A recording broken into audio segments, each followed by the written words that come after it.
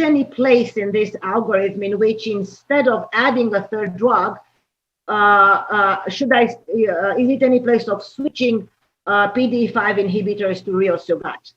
So we had preliminary evidence in respite study, and now we have the data from the REPLACE study, in which it's exactly a trial of answering this question.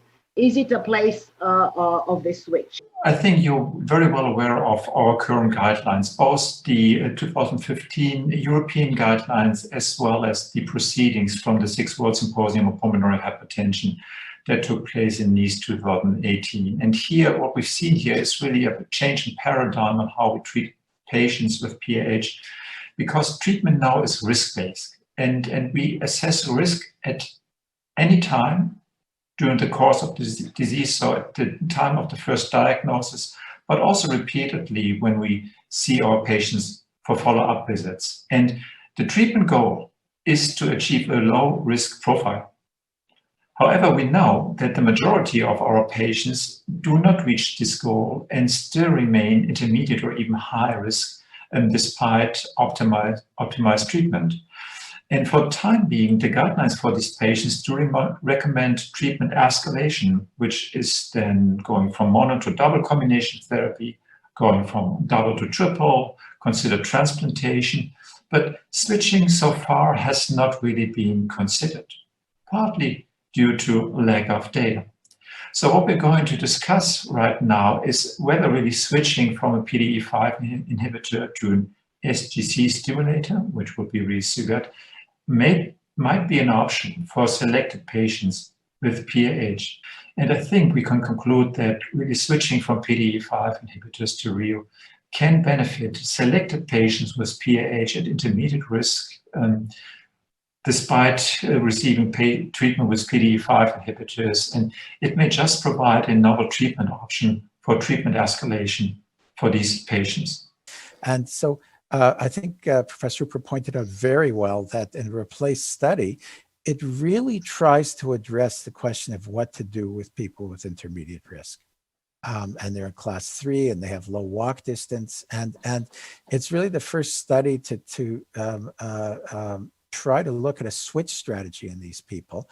They're on dual therapy, some were on monotherapy, and they're hanging around in the yellow zone. They're not in the red zone, they're not in the green zone, but that's the majority of our patients. And what can you do for them? And the study very effectively looked at it. The other really landmark perspective on the study from my point of view is that it really was the first study to really try to push people into the green zone and look at that result and see how many people got into the green zone. So it wasn't just an absence of clinical worsening. It was really the primary endpoint was to try to make people better, to try to move them forward. First and foremost, it's another option. And we need options. We know very well that many of our patients don't achieve a satisfactory response, no matter how many medications we pile on. And so the option of having another therapy as a switch, as well, it's in countries where there's only monotherapy, I would argue that it's probably would be better to start riociguat than a PDE5 based on REPLACE, based on respite. There are two signals that it may help more people. It's not a cure. It's not perfect for everyone.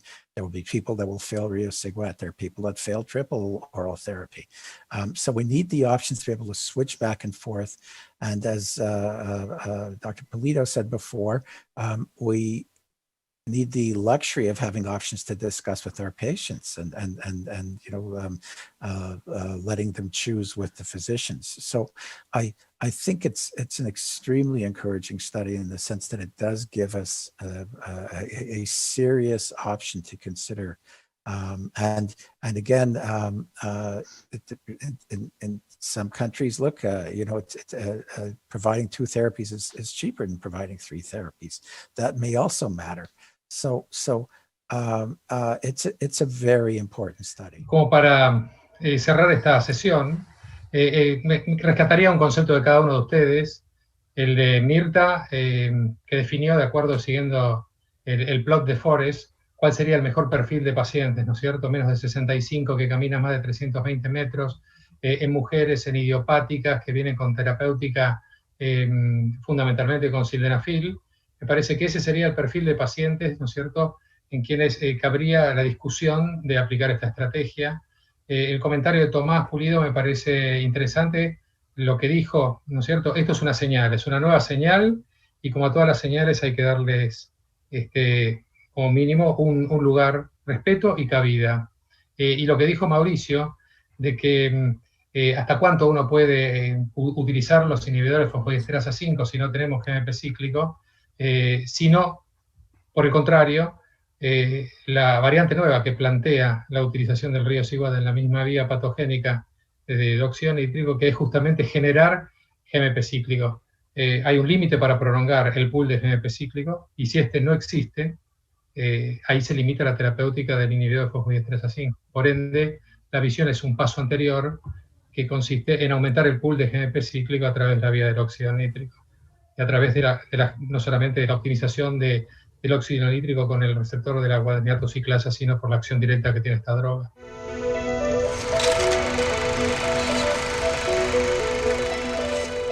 Hola, soy la doctora Yusimil Ledesma, directora médica de Bayer, y en nombre del área de Specialty Medicine Bayer, para mí es un gusto darles la bienvenida a este evento de lanzamiento de la indicación de riociguat en hipertensión arterial pulmonar. Y cuando hablamos de hipertensión arterial pulmonar, tenemos que hablar de una enfermedad que es incapacitante y potencialmente mortal.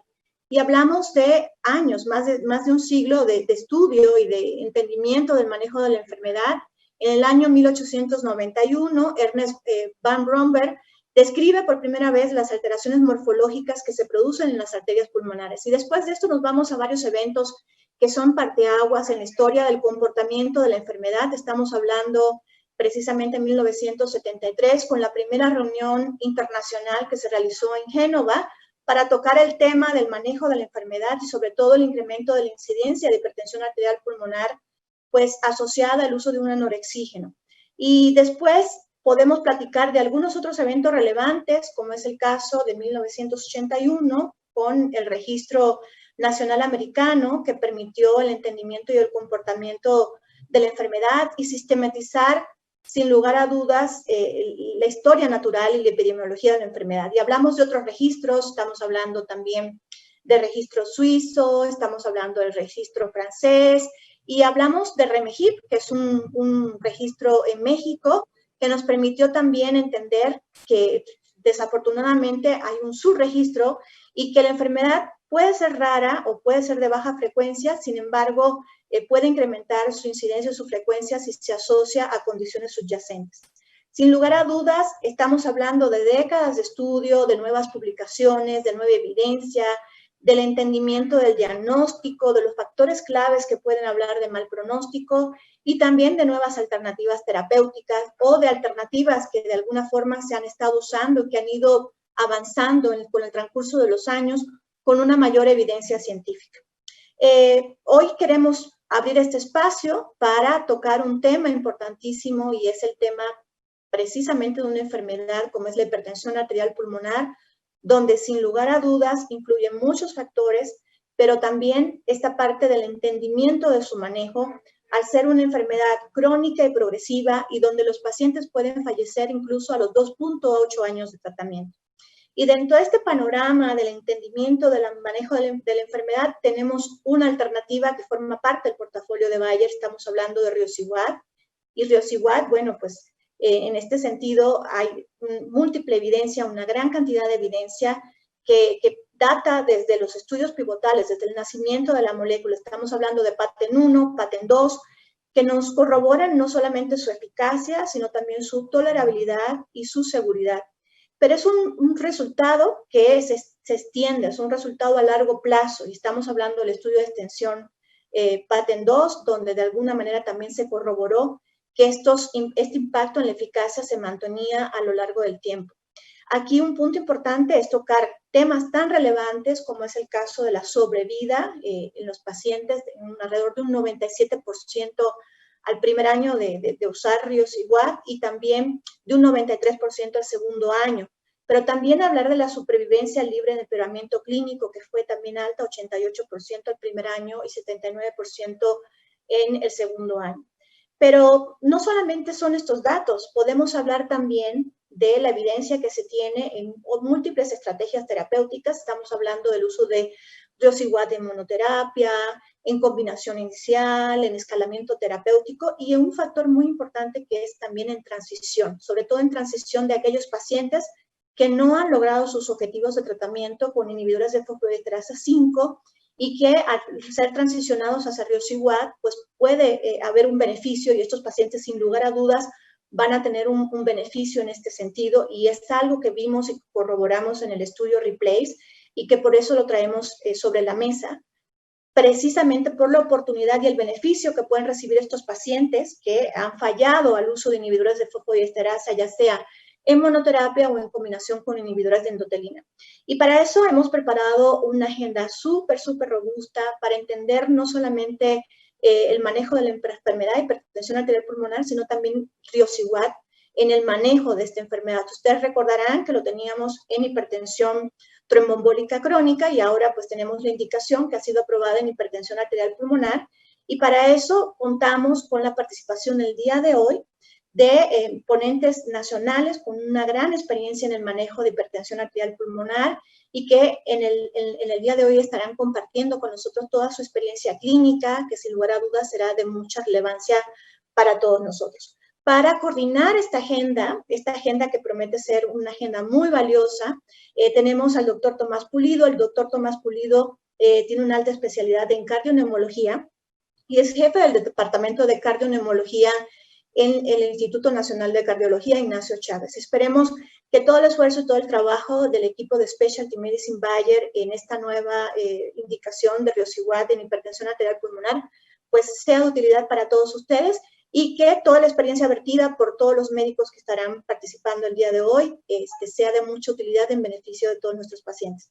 Muchas gracias por su atención, por acompañarnos en este evento y bueno, esperemos poder seguir contando con su participación en próximos eventos y sobre todo que de alguna forma toda la información que hoy se ha compartido sea de mucha utilidad para su práctica clínica. Muchísimas gracias, un fuerte abrazo. Hola, ¿qué tal?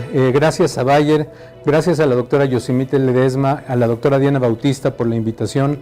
Es un gusto realmente participar en un evento tan importante y un evento virtual tan interesante con amigos y con distinguidos miembros de la comunidad médica.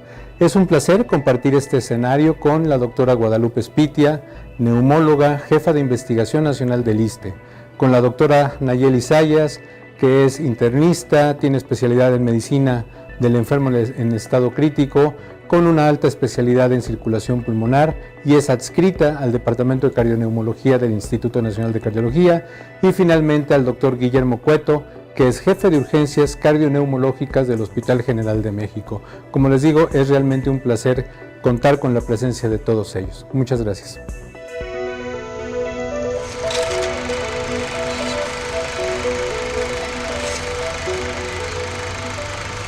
Buenas noches a todos. Vamos a hablar de lo que son las consideraciones generales de lo que es el concepto de hipertensión arterial pulmonar y vamos a ver durante los siguientes minutos lo que es la definición, algunas características generales de la epidemiología, la clasificación, bases fisiopatológicas de la enfermedad y algunos criterios diagnósticos. Vamos a empezar diciendo que la hipertensión arterial pulmonar es parte de un síndrome de enfermedades que se caracteriza por incremento de la presión dentro del circuito vascular arterial y venoso pulmonar. Y esto va a tener una característica de un incremento de las resistencias vasculares pulmonares con una subsecuente caída del gasto cardíaco. ¿Por qué les digo que es un síndrome? Porque hay muchas enfermedades que manifiestan en una etapa determinada del proceso evolutivo los signos y síntomas característicos de disnea, falta de aire, cianosis y que se pueden acompañar en etapas muy avanzadas de caída del gasto cardíaco con datos de insuficiencia cardíaca derecha que precede al deceso de los pacientes. Y vamos a ver que Esto se clasifica de diferentes grupos y de diferentes formas, dependiendo del segmento anatómico que se vea afectado y tanto del origen fisiopatológico que desencadene la enfermedad. Sabemos en general que la hipertensión arterial pulmonar tiene una prevalencia alrededor de entre 7 y 15 pacientes por millón de habitantes, dependiendo de la serie bibliográfica que se revise. Hoy en día, a pesar de los avances tecnológicos y del esclarecimiento de los mecanismos desencadenadores de la enfermedad, sigue siendo frecuente que encontremos esta patología en pacientes jóvenes, predominantemente mujeres, y aunque cada vez hay más evidencia de que se presenta también en etapas adultas de la vida, sabemos que, dadas las características del inicio de la enfermedad, su diagnóstico sigue siendo tardío. Básicamente la hipertensión pulmonar la podemos clasificar en dos grandes grupos: la hipertensión propiamente arterial, la hipertensión venosa y algunas combinaciones de las mixtas. ¿Esto por qué tiene importancia? Porque según la clasificación de la Organización Mundial de la Salud, en los últimos consensos internacionales, la afección del segmento arterial está dado por dos entidades características. Uno, lo que es la enfermedad tromboembólica crónica o conocida como grupo 4, y la forma idiopática de la hipertensión arterial pulmonar. Esto es sumamente importante identificarlo porque hemodinámicamente y clínicamente pueden tener algunas características similares que se confunda la enfermedad. Sin embargo, el sustrato y el principio fisiopatológico que las desencadena es completamente diferente. Otra de las características importantes es que estas dos variantes tienen un tratamiento específico. Una puede ser potencialmente curativa, como en el caso de la tromboembolia pulmonar crónica asociada a arteriopatía, y el otro puede ser tratamiento de sostén específico con prolongación del tiempo de sobrevida y deterioro de la clase funcional del paciente, que corresponde a la forma del grupo 1. Es importante recalcar que las formas venosas y mixtas también comparten algunas características clínicas de la enfermedad. Sin embargo, cuando se afecta predominantemente la forma venosa, hay que considerar de primera instancia todas aquellas enfermedades del corazón que, a excepción de algunas cardiopatías congénitas, tienen afección ventricular del lado izquierdo, que tiene repercusión también al lado derecho y cuyo tratamiento se basa específicamente en el soporte y manejo de la condición desencadenante. Otra de las variantes de la afección venosa es la hipertensión pulmonar asociada a enfermedades estructurales del parénquima pulmonar. Y aquí vamos a ver que es sumamente importante identificar esta condición porque hemodinámicamente la hipertensión del grupo 3 de enfermedades pulmonares se parece a la patrón hemodinámico que podemos encontrar de entrada en la forma idiopática de la enfermedad. También podemos encontrar formas mixtas en asociación con otras enfermedades en los cuales el incremento de la presión en la circulación pulmonar se debe a factores múltiples no específicos, donde no se ha demostrado que exista una lesión en el endotelio vascular característico de estas enfermedades y cuyo tratamiento pues va a ser enfocado a la causa desencadenante. Básicamente nos vamos a enfocar a lo que es el grupo 1 o la forma arterial de la hipertensión arterial pulmonar. Y esto es una enfermedad sumamente compleja con múltiples vías metabólicas en los cuales se requiere un tratamiento de multientrada, pero que hoy en día sabemos que existen básicamente 3 vías afectadas para que se pueda considerar como blanco terapéutico de estas enfermedades. Y esto tiene mucho que ver con lo que es la génesis de la enfermedad. Sabemos nosotros que de primera instancia existe una alteración en la regulación y una disfunción del endotelio vascular pulmonar que va a permitir una proliferación del endotelio con un subsecuente afección de las capas musculares y basales.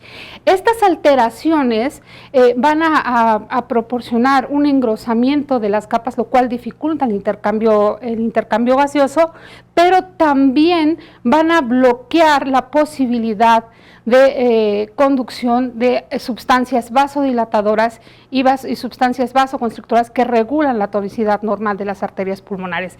¿Y esto qué quiere decir? Que la hipertensión arterial pulmonar es una enfermedad puntual que va a afectar de forma segmentaria y que va a presentar síntomas en cuanto el paciente tenga afección del 60% de la vasculatura pulmonar. Esta combinación de principios fisiopatológicos son los que ha dado pie al concepto de tratamiento de multientrada y que sabemos ahora que entre más temprano se identifiquen y se bloqueen estas vías metabólicas, mejores resultados va a tener el paciente.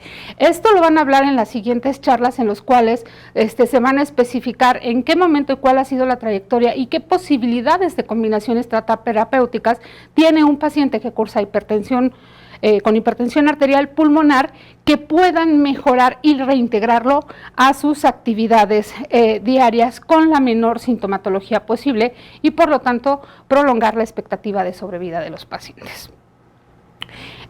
Hablamos hace un momento que lo más importante para la toma de decisiones es no solo el conocimiento del mecanismo fisiopatológico de la enfermedad, sino clasificar adecuadamente la enfermedad. Y entonces resulta un poco complejo y un poco prolongado hacer esta situación de clasificación y de diagnóstico específico, pero de ello depende la adecuada selección del tratamiento que sea efectivo en el paciente y que tenga una repercusión real en la calidad y en la sobrevida de los pacientes. Y entonces vamos a ver que esta característica que mencionaba de que los pacientes tienen síntomas cuando hay una afección por arriba del 60% de la vasculatura pulmonar, hace que la sospecha clínica en etapas tempranas pueda pasar desapercibida, tanto como por el paciente como por los equipos de salud. Debemos de aplicar el concepto de sospecha clínica en aquellos casos de familias que han tenido ya registrados casos de hipertensión arterial pulmonar o que los pacientes tienen alguna característica de riesgo que los haga desarrollar la enfermedad. Ante un caso de sospecha clínica, lo primero que tenemos que hacer es una evaluación de la funcionabilidad ventricular derecha. ¿Cómo vamos a hacer esto? A través de la realización de un cateterismo cardíaco derecho. Estudios recientes han demostrado que la dilatación de la aurícula y del ventrículo derecho tienen una alta sensibilidad y especificidad para el diagnóstico, pero hay que recordar que en pacientes que tienen algún factor de riesgo o que no tienen factor de riesgo, la ausencia inicial de esta dilatación de cavidades pueden pasar desapercibidas porque este mecanismo de lesión y afección vascular en etapas muy tempranas no tiene repercusión sobre la hemodinámica cardíaca. ¿Y qué quiere decir esto? Que dificulta, uno, primero la aparición de los síntomas y dos, el desarrollar una estrategia, herramienta diagnóstica de inicio que se pueda aplicar antes de que haya claudicación de las cavidades derechas del corazón. Una vez que en este momento tenemos un paciente que tiene antecedente de disnea, que puede tener historia de haber presentado síncope, que presenta cianosis y que la disnea básicamente se presenta en ejercicio y desaparece en el reposo, y que lo encontramos con un cateterismo, con un ecocardiograma con dilatación del corazón derecho, lo siguiente que tenemos que hacer es evaluar la integridad vascular pulmonar y el estado del parénquima. Ahorita vamos a ver más adelante por qué es importante esto, porque vamos a ver que hay enfermedades que afectan a la vasculatura pulmonar, por ejemplo, la tromboembolia crónica recurrente con o sin arteriopatía, que puede cursar con estados transitorios de hipertensión pulmonar. Pero también enfermedades que destruyen el parénquima pulmonar, como el enfisema pulmonar, la fibrosis pulmonar y algunos cánceres, provocan que haya un incremento en la circulación. Entonces, omitir este paso de evaluación de la integridad vascular a través de la tomografía de alta resolución, de la angiotomografía y del gamagrama pulmonar va a impedir que nosotros podamos identificar aquellos pacientes que sean susceptibles de padecer la forma idiopática de la enfermedad, porque hay que recordar que es mucho más frecuente las alteraciones estructurales del corazón, las enfermedades estructurales del parénquima pulmonar e inclusive las formas agudas de tromboembolia pulmonar que las formas idiopáticas de la hipertensión pulmonar. Una vez que ya discriminamos y que ya vimos que nuestra vasculatura pulmonar tiene alteraciones y que el parénquima pulmonar está libre de enfermedad, o en ellos tenemos que hacer una evaluación hemodinámica. ¿Esto qué quiere decir? Que tenemos obligadamente que hacerle un cateterismo cardíaco al paciente, en el cual nosotros podamos identificar que se trata de una hipertensión arterial precapilar. Una vez que demostramos que ese pulmón está hipertenso, tenemos que seguir con una serie de pasos y una serie de medición de biomarcadores y de escrutinio de causas relacionadas para ver si la forma de la enfermedad es una forma idiopática o es una forma de hipertensión arterial pulmonar asociada a otras enfermedades de riesgo. Por lo tanto, sabemos que para hacer un diagnóstico específico de hipertensión arterial pulmonar tenemos que descartar dentro del grupo 1 de la forma genérica idiopática que se trate de las formas familiares, donde exista mutación del BMPR2, de la proteína morfogénica ósea, que se trate de algunas formas de cardiopatía congénica, que esté asociada a enfermedades de la colágena, básicamente esclerodermia, que no tengan afección portopulmonar, que no esté asociada a procesos infecciosos, y aunque no es muy común en México, sabemos que existen formas de hipertensión arterial pulmonar que se relacionan con algunas parasitosis. Por lo tanto, hacer el diagnóstico de hipertensión arterial pulmonar requiere de un equipo multidisciplinario para hacer un diagnóstico oportuno y adecuado. De aquí va a depender la selección y la estrategia terapéutica ajustada a cada caso en particular para poder proveer una mejora clínica en el caso de los pacientes y prolongar el tiempo de libres de enfermedad que nos evite el deterioro clínico de los pacientes. Por lo tanto, ante cualquier caso de disnea, de síncope y de cianosis, tenemos la obligación de pensar en hipertensión arterial pulmonar y seguir todo el protocolo diagnóstico para definir si esta es una forma idiopática, es una forma familiar, es una forma asociada a otros grupos, y esto va a elevar la calidad de vida del paciente con una adecuada praxis médica. Y hoy en día tenemos oportunidades de utilizar herramientas terapéuticas que modifiquen la historia natural de la enfermedad. Muchas gracias.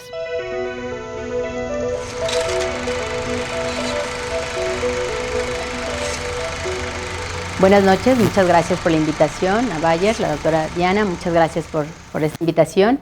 Y en los siguientes minutos vamos a hablar acerca del tratamiento de la hipertensión arterial pulmonar. Este es mi conflicto de interés. Y recordando que en el escenario de la hipertensión arterial pulmonar sabemos que es una enfermedad fatal, que se caracteriza por tener una elevación progresiva de la presión de la arteria pulmonar, que genera falla ventricular derecha y finalmente la muerte. Estas formas de los diferentes subtipos de la hipertensión arterial pulmonar tienen como característica estas lesiones vasculares similares, con vías patológicas comunes, y afortunadamente los progresos en el tratamiento han hecho que la expectativa de vida se modifique en los pacientes con hipertensión arterial pulmonar. Tenemos el conocimiento de que existen estas tres vías en las cuales ha sido dirigido el tratamiento farmacológico, en donde los mecanismos de este desequilibrio que existe tanto de vasoconstricción como vasodilatación nos ha permitido modificar el curso de la enfermedad. Dentro de la vía de las prostaciclinas, la vía de la endotelina, la vía del óxido nítrico, son las tres vías más importantes que hasta hoy día conocemos para el tratamiento. En estos avances existen medicamentos dirigidos a selectivos tanto a los receptores A y B, medicamentos como los inhibidores de la 5-fosfodiesterasa, moléculas que aún sin tener óxido nítrico actúan sobre estimulando la guanidinato ciclasa soluble y de esta manera generar vasodilatación. Y los análogos de prostaciclinas, de igual forma, agonistas de los receptores IP, que son medicamentos no prostanoides. Dentro de estos 3 grupos de fármacos, contamos con cada uno de ellos, dentro de la vía de la natatina, 3 fármacos aprobados para hipertensión arterial pulmonar, el ambrisentan, el bosentan y el macitentan. La vía de la prostaciclina, que es el verapros, epoprostenol, iloprost, treprostinil y selesipac. Y de la vía del óxido nítrico, sildenafil, tadalafilo y Riosuvat. En este escenario de todas estas características del tratamiento que existe para la hipertensión arterial pulmonar, vamos a centrarnos a evaluar a los pacientes naïf a tratamiento. En este metaanálisis, en un grupo de evaluar estos estudios publicados recientemente, con un total de casi 3.800 pacientes en 21 estudios clínicos que se revisaron, tomaron en consideración 3 metas importantes, cada uno de los estudios. La meta de 6 minutos, los eventos adversos y los eventos de morbimortalidad.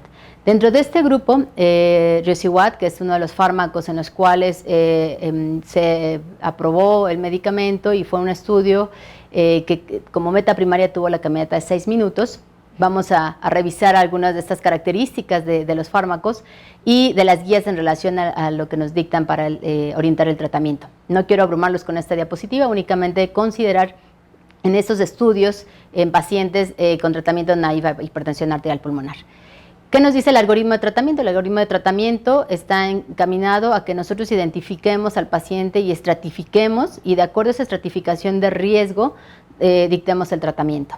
Claramente, los pacientes que nosotros observamos desde el punto de vista de lo que nos llega frecuentemente a las instituciones y a la consulta, son pacientes que la mayor parte de ellos están en riesgo intermedio. Los pacientes en riesgo bajo son pacientes que cada vez el tamizaje nos permite identificarlos de forma más temprana en pacientes con factores de riesgo. De esta forma poder inclusive determinar qué pacientes requieren monoterapia o tratamiento combinado. En el seguimiento y en la propuesta de estas recomendaciones nos dicen que al paciente lo tenemos que evaluar cada 3 o 6 meses y de acuerdo a esa estratificación de riesgo ir escalando el tratamiento, o en aquel paciente que se decidió inicio combinado de fármacos, si no va a mejorar el paciente, si no está en un bajo riesgo, entonces hay que considerar adicionar un tercer medicamento o inclusive con algunas propuestas, aunque con bajo nivel, al switch de tratamientos. Este escenario en la recomendación de las guías pues ha cambiado conforme el tiempo, y hoy día la recomendación que nos dan es que el paciente debemos llevarlo a un perfil de bajo riesgo. Esa es la meta de nuestros pacientes de tratamiento con hipertensión arterial pulmonar. Dentro de este tratamiento del Riosuvat, que sabemos que es un estimulador de la guanilato ciclasa soluble, sabemos que el Riosuvat incrementa la sensibilidad de esta guanilato ciclasa soluble al óxido nítrico que es nativo, de tal manera que en este efecto del medicamento permite que, aunque no haya óxido nítrico, pueda estimular de forma directa y producir una vasodilatación. Además, también se ha considerado que en estudios in vivo este fármaco tiene un efecto antiproliferativo, antirremodelador y antifibrótico. Dentro del análisis del estudio de Patent de las metas primarias en un grupo de 443 pacientes, la meta primaria fue la mejoría en la caminata de 6 minutos a la semana 12. Metas secundarias, desde el punto de vista hemodinámico, disminución de la resistencia vascular pulmonar, una disminución del NT-proBNP, mejoría en la clase funcional, disminuir este tiempo de deterioro clínico, evaluar la escala de disnea de Borg, encuestas de calidad de vida y las variables de seguridad. Mucho de lo que nosotros vemos en los estudios clínicos es justamente buscar que tanto desde el punto de vista hemodinámico como funcional el paciente mejore. ¿Qué características del estudio de Patent? Veamos que dentro de los grupos frecuentes y de las causas de hipertensión arterial pulmonar, 61% idiopático, 25% enfermedad de tejido conectivo y 8% patologías de cardiopatías congénitas. Esto es, si bien la población de lo que nosotros vemos en nuestro país, en la cual es más frecuente la hipertensión arterial pulmonar asociada a cardiopatías congénitas, y segundo lugar idiopático y tercer lugar tejido conectivo. Estas características son importantes porque permite saber si los pacientes desde el punto de vista de frecuencia que tenemos en nuestro país va a tener este mismo efecto en nuestras poblaciones. De este estudio, 50% de los pacientes eran pacientes con tratamiento naïf y 44% ya tenían un tratamiento previo con algún antagonista del receptor de endotelina.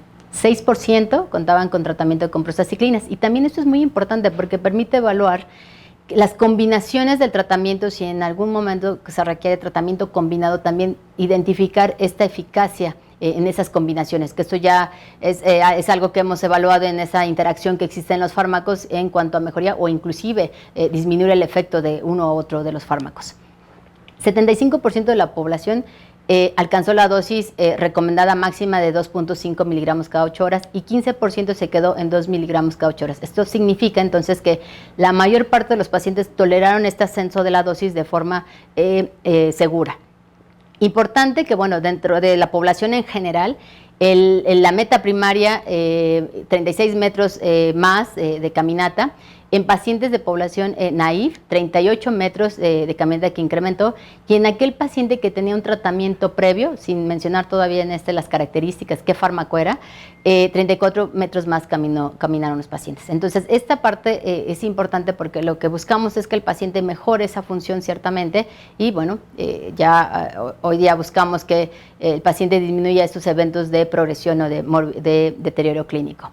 En la combinación, es interesantes datos en donde observamos que el mayor efecto que se tiene de combinaciones con riociguat son pacientes que tenían prostaciclinas, en donde la mejoría en la caminata, 106 metros, y en pacientes que tenían previamente antagonismo del receptor de endotelina, 24 metros más.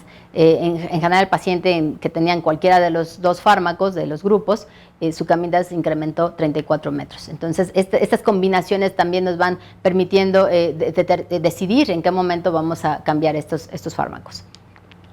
Dentro de esto que buscamos hoy día, ya la mayor parte de los estudios, el impacto que se necesita es que haya disminución en los eventos de deterioro clínico, y vean en este grupo de los pacientes que se valoran de 254 pacientes, pues prácticamente un número muy bajo de los pacientes tuvieron algún evento de deterioro clínico dado por hospitalización o por el inicio de un nuevo fármaco o disminución en la caminata de 6 minutos o persistencia de estos datos clínicos. Entonces, prácticamente el número de pacientes que inclusive tuvieron un evento de mortalidad fueron un número reducido en porcentaje. Entonces, esto también buscamos que nuestros pacientes tengan el tiempo mayor sin deterioro. Prácticamente ya en el análisis de la clase funcional solo un 4% tuvo deterioro, y prácticamente casi un 90%, el paciente se mantuvo estable o incrementó la clase funcional.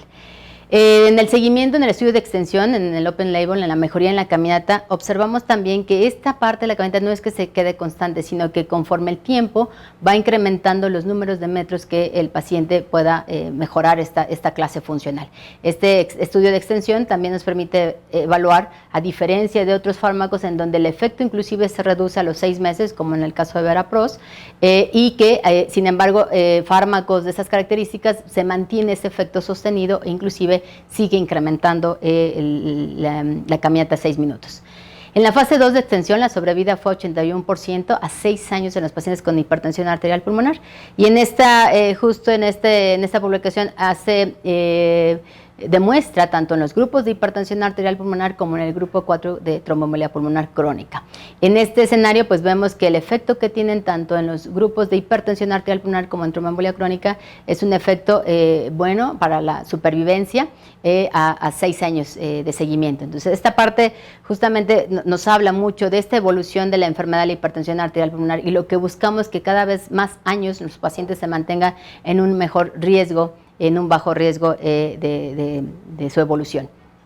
¿Qué nos dice el algoritmo terapéutico de hipertensión arterial pulmonar? Hay un grupo de pacientes que son pacientes candidatos a monoterapia. Y siempre la pregunta, ¿qué pacientes vamos a considerar candidatos a monoterapia? Y como hemos visto en las recomendaciones de las guías, que son pacientes que están en un riesgo bajo, pacientes que tienen este grupo de atípicos, donde tienen algunas otras comorbilidades que pueden hacer que esta interacción farmacológica pueda tener efectos deleterios, y claramente en pacientes que se mantienen en este riesgo bajo. Entonces, sí sigue habiendo recomendaciones para iniciar tratamiento y solamente quedarse con monoterapia. Sí, ciertamente la tendencia hoy es terapia combinada, pero en estos grupos particularmente puede utilizarse la monoterapia. En relación al tratamiento combinado, las guías nos dicen que en tratamiento combinado, de acuerdo a la clase y el nivel de recomendación 1B, en pacientes con esta combinación de riociguat con bosentan, en los estudios previos sobre todo en esta combinación de fármacos, y que claramente en este tratamiento combinado de inicio tendremos que tener las características de el perfil de seguridad del paciente. Entonces, ya veíamos en el estudio de Patent que la asociación de riociguat con alguna prostacyclina mejora de forma importante la clase funcional. Un punto a veces en la decisión del tratamiento de nuestros pacientes pues va en relación con lo que contamos, con lo que tenemos y poder dar estas recomendaciones. Esto es importante también porque si bien dentro de los análisis de los estudios en esas combinaciones pues nos quedan claro que ciertas combinaciones tienen este efecto, sin embargo, bueno, a veces lamentablemente tenemos que decidir sobre esta parte con que contamos. Pero en realidad esta parte nos deja ver en esta publicación de este registro sueco que vean ustedes que el mayor porcentaje que tenemos de los pacientes con terapia monoterapia conforme a los años ha ido disminuyendo. Sí, seguimos hasta el 2017 todavía teniendo pacientes con monoterapia, con esta indicación. Cada vez ya la terapia combinada ha sido como esta estrategia de recomendaciones para mejorar al paciente, y recordar que la mayor parte de nuestros pacientes que encontramos están en un riesgo intermedio en el cual la indicación de una terapia combinada pues está claramente sustentada. Este paciente con monoterapia será en estos escenarios que conversábamos en relación a identificar qué paciente sí es candidato a monoterapia. Y en la triple terapia, pues bueno, si bien esto sí es muy claro que prácticamente en muchas partes del mundo todavía la triple terapia no es una recomendación de inicio de tratamiento, sin embargo de tratamiento secuencial sí está.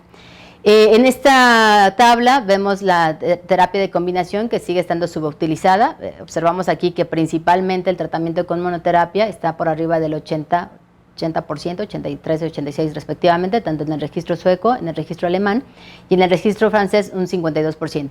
La terapia combinada es de los lugares o de los centros en donde se da más esta posibilidad de la terapia combinada, pero en el resto de estos, por lo menos en estos dos registros, ven ustedes que la terapia combinada en realidad tampoco es tan frecuente. Entonces, esto va mucho en relación a diferentes causas, y por estos pacientes que vamos identificando de acuerdo a esta estratificación de riesgo.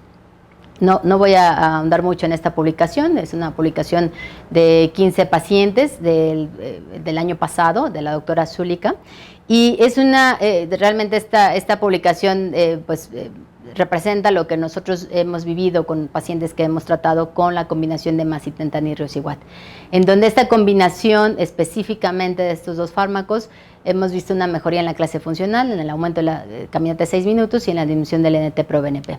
Este escenario de esos pacientes que observamos y ya en la vida real, son pacientes que inclusive llegan con un riesgo alto, con una indicación para prostanoides endovenosos, y que bueno, por este tema de disponibilidad, logramos tener esta combinación, y los pacientes de estar en un riesgo bajo hemos logrado que pasen a un riesgo, de estar en un riesgo intermedio, logran pasar a un riesgo bajo.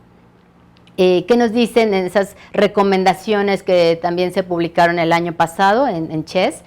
En este escenario de justo identificar a aquel paciente que está en clase funcional 2 o en clase funcional 3. En el paciente de clase funcional 2, en este paciente de indicación de tratamiento, como en la búsqueda de mejorar la caminata de 6 minutos, mejorar la clase funcional, disminuir el deterioro clínico, si bien son tratamientos que se recomiendan en aquel paciente que está en riesgo bajo y en riesgo intermedio en tratamiento de combinación, y en aquel paciente que está en tratamiento ambos naive, en el escenario en clase funcional 3, la recomendación sí es la combinación de los fármacos. Entonces, en estas recomendaciones del CHES, justo algo que es muy importante es que nosotros identificamos al paciente en qué clase funcional está, y depende de esa clase funcional podemos nosotros tomar esta estrategia del medicamento, de los fármacos.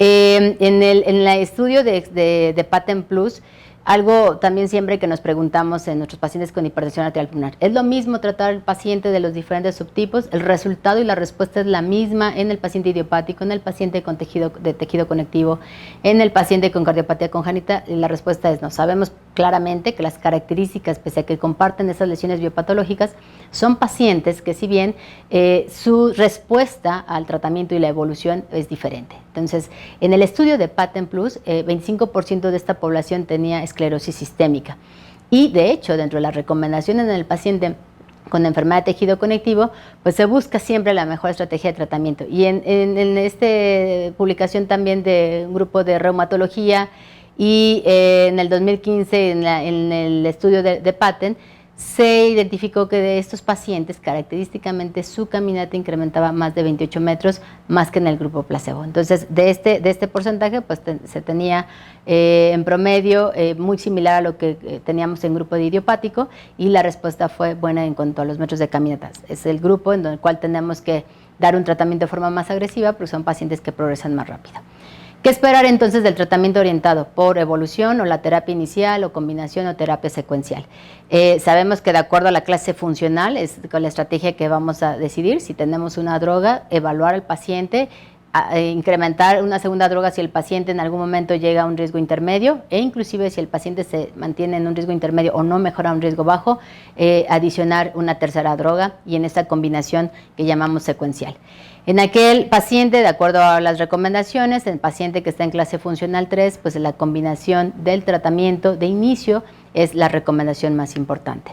En aquel paciente que son tratamientos orientados por evolución, es decir, aquel paciente que lo que esperamos es que vaya en mejoría, pues es en esta parte en donde no, inclusive evitar que el paciente tenga deterioro clínico, que tenga datos de falla ventricular derecha, y mantener al paciente siempre en un riesgo bajo. Entonces, prácticamente hoy la evidencia, pues si bien la recomendación sigue siendo combinación inicial, sí tenemos que perfilar muy bien estas características del paciente para tomar estas decisiones. Finalmente, pues como vemos en los estudios, Riociguat demostró una eficacia significativa con este efecto estadísticamente significativo, pues la caminata de 6 minutos después de 12 semanas, la modificación en la hemodinámica, tanto de la resistencia vascular pulmonar, el NT-proBNP, la clase funcional, el tiempo de empeoramiento clínico, y esta mejoría se obtuvo tanto en pacientes naïf como en pacientes en terapia de base. Bien tolerado, buen perfil de seguridad. Y los desafíos que tenemos todavía, pues es esta mortalidad, pues sigue siendo elevada en nuestros pacientes, se requiere el desarrollo de nuevas estrategias terapéuticas, y la severidad y la complejidad de esta enfermedad pues requiere que los pacientes sean enviados a centros expertos para aplicar todos estos recursos posibles y disponibles de manera inmediata. Y con esta diapositiva concluyo. Muchas gracias por su atención y quedo abierto para las preguntas. Gracias.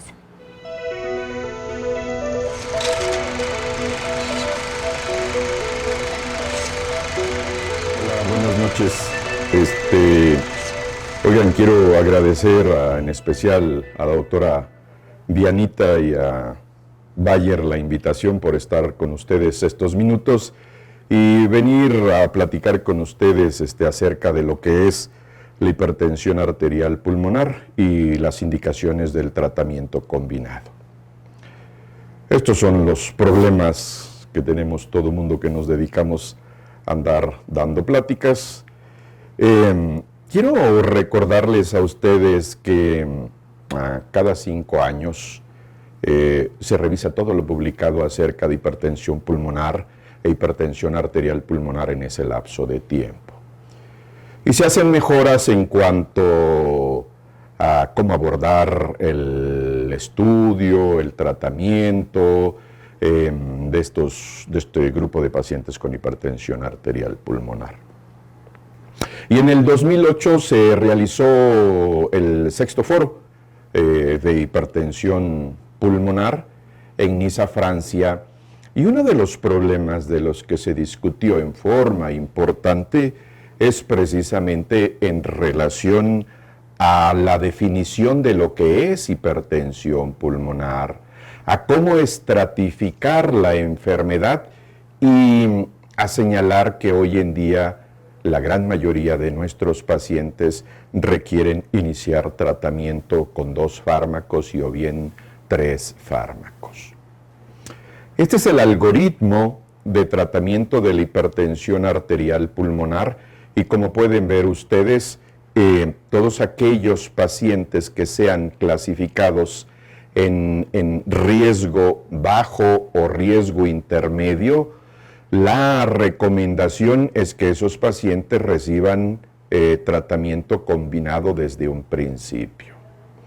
Tengo que señalarles, y porque siempre entramos en discusión con el doctor Pulido, a que existe pequeño, pero todavía existe un grupo de pacientes con hipertensión arterial pulmonar que pueden ser motivo de tratamiento con una sola droga. ¿sale? Cada vez son menos, la literatura dice que alrededor de un 10, otros dicen que un 15, otros dicen que el menos del 20% en subgrupos especiales pudieran ser tratados con un solo fármaco, pero que la gran mayoría de aquellos pacientes con riesgo intermedio y o bien riesgo alto requieren de 2 o requieren de 3 fármacos y sobre todo en alto riesgo, en donde uno de esos fármacos necesariamente tiene que ser un prostanoide.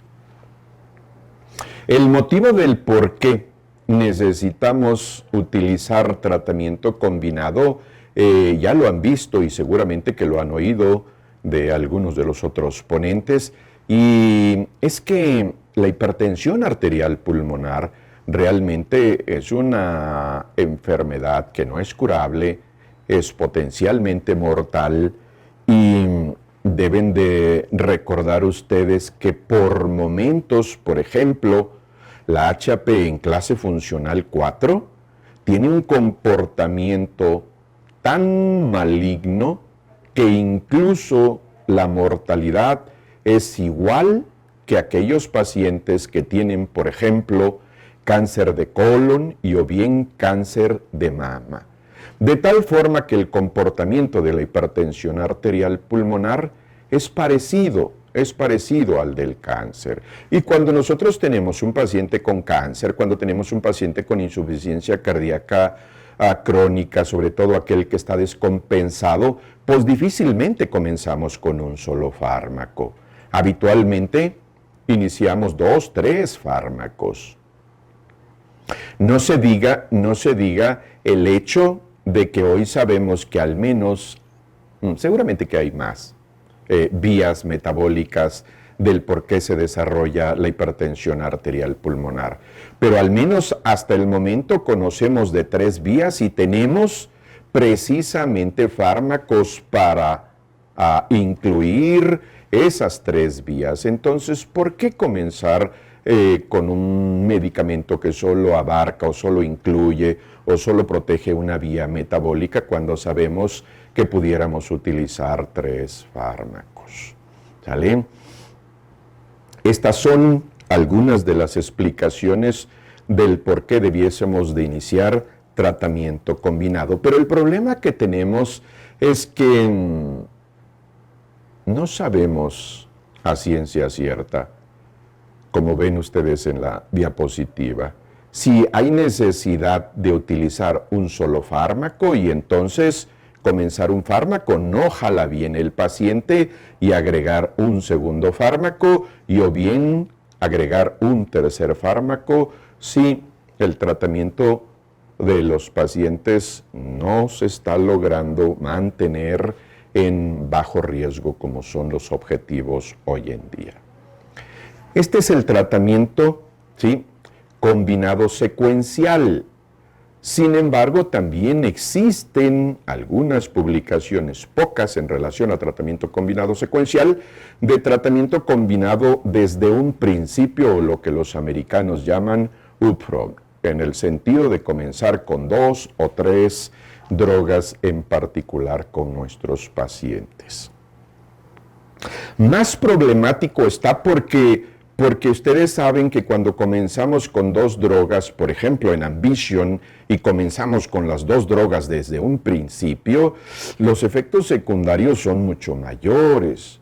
De tal forma que aun cuando digamos que estamos haciendo combinación o tratamiento combinado desde un principio, desde un inicio, pues realmente iniciamos con una droga y dentro del primer mes de evolución del tratamiento, de iniciado el tratamiento, le agregamos la segunda o le agregamos la tercera para que podamos nosotros identificar si es que existen efectos secundarios de una u otra droga. Tampoco estamos acostumbrados desde el principio iniciar las 2 drogas. Ustedes saben que, por ejemplo, cuando utilizamos ambrisentan en Ambition se comenzó con 10 miligramos y después se escaló, ¿sí?, a 10 miligramos.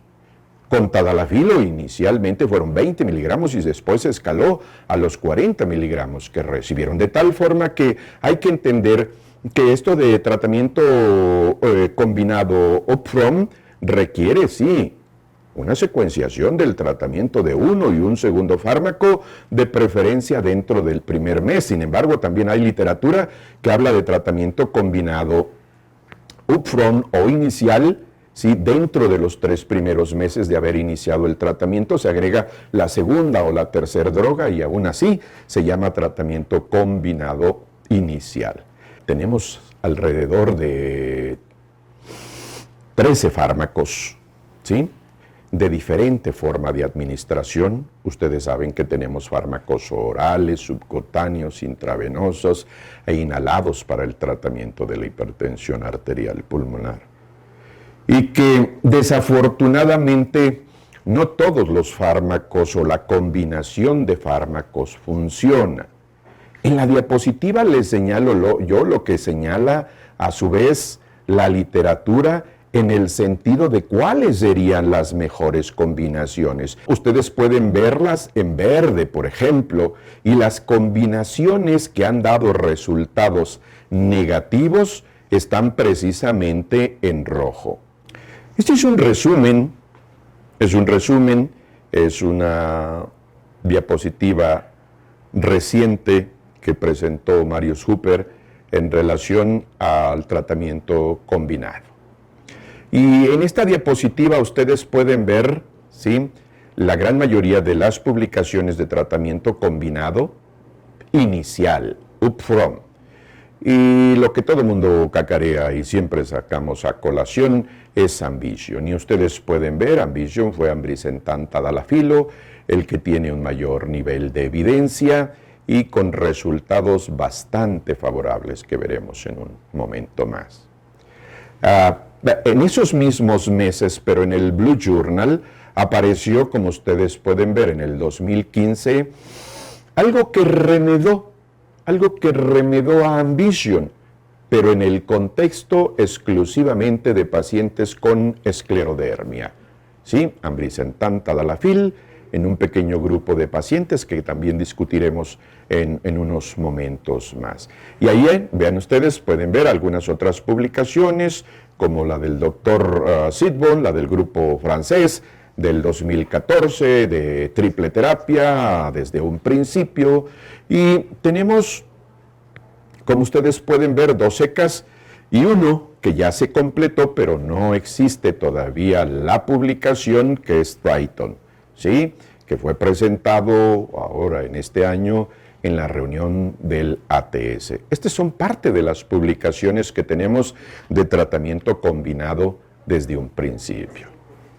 Acá está Ambition. Ambition, como pueden ver ustedes, es una publicación con excelentes resultados, a decir de toda la literatura. Todo el mundo, cuando habla de tratamiento combinado, todo el mundo cacarea Ambition por los buenos resultados en cuanto a tratamiento de ambrisentan tadalafilo versus monoterapia, ya sea tadalafilo o ya sea ambrisentan. Y vean ustedes los resultados en relación al número de fallas de evento en el grupo que recibió la combinación desde un principio, no va más allá del 20%. Lo que sí pueden ver, y por qué es que fue positivo Ambition, es porque el número de hospitalizaciones en los pacientes con tratamiento combinado fue con mucho menor que aquellos pacientes que recibieron la monoterapia y que es la franja que está ustedes aquí, o la barra que está en anaranjado. El paciente con tratamiento combinado, ¿sí?, caminó, ¿sí?, casi 50 metros, lo cual representa el doble de lo que aquellos pacientes caminaron con monoterapia. Estos son, ¿sí?, además de los endpoints primarios, algunos de los endpoints secundarios. Y como ustedes pueden ver, los niveles de ProBNP disminuyeron, la caminata, lo que les señalaba yo, y en cuanto a cambios en la clase funcional, ahí sí no hubo, ¿sí?, cambios de interés que alcanzaran significancia estadística. Es probable que esta sea parte de la combinación de un futuro, sí, Macitentan Riosihuat, Macitentan Tadalafilo, Riosihuat a Ambricentan. Es muy probable. Ya verán ustedes que en unos minutos voy a hablar de algunas publicaciones, bueno, de algunos trabajos. No está todavía la publicación, pero ya se terminó, se están analizando los datos y muy probablemente para principios, el primer semestre del año que viene, vayan a aparecer la combinación de los resultados precisamente de Riosihuat, tratamiento combinado desde un principio inicial entre Riosihuat más Ambricentan. Esta es una publicación que, así como óptima, siempre destaco, y siempre destaco porque yo creo que este es el futuro. Yo creo que el futuro es Riosihuat Macitentan, yo creo que el futuro es Riosihuat Ambricentan, porque esta es una publicación de la Universidad de Nueva York, de la doctora Zulicka, Roxana Zulicka, en donde también, tratamiento combinado. Estamos hablando de puras publicaciones de tratamiento combinado. Cierto, van a decir que es un pequeño grupo de pacientes, pero así es. Y vean ustedes, ¿sí? Tratamiento Macitentan con Riosihuat en el primer seguimiento, que fue alrededor de 4 meses, y el segundo seguimiento casi a los 12 meses. Y ustedes pueden ver, por ejemplo, ¿sí? Cuántos metros caminaban en un principio, 280 metros, versus los 315 metros de caminata con Riosihuat más Ambricentan en el primer seguimiento. En el segundo seguimiento bajó un poquito, pero para fines prácticos de 315 se quedó en 314 en cuanto a metros caminados. ¿Y qué hay con biomarcadores? Vean ustedes, ¿sí?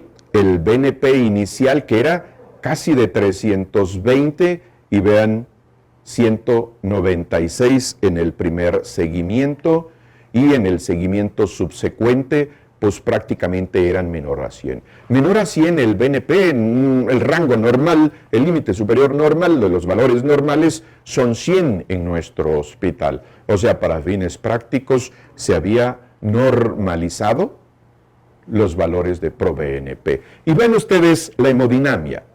Acuérdense, tratamiento combinado, Riosihuat más Macitentan desde un principio, y nuevamente se pone en evidencia, o pueden ver ustedes realmente el beneficio, y todo ello, beneficio, estamos hablando en la hemodinamia, y todo ello con significancia estadística.